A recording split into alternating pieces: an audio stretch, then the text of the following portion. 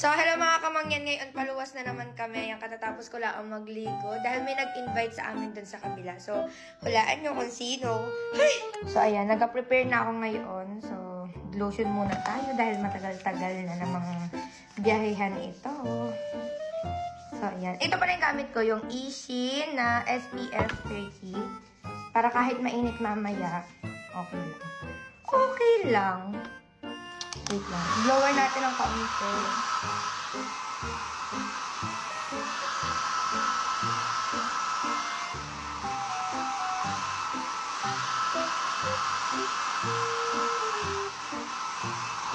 So, mamaya na ako gaayos na mukha. Pero naglagay na ako ng lip tint at saka ng sunscreen. Tapos ngayon, mainom naman ako nitong Ishin Premium Glutathione Plus. So, syempre, alam nyo naman ito yung lagi kong inainom. Ishin Premium Glutathione Plus.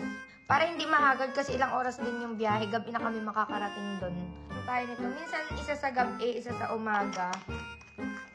Pero minsan, isa lang din yung nainom ko. Yan.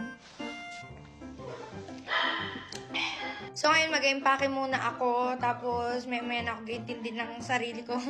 Tapos, kasi hindi kami nakapag-impake kagabi. So, for the go!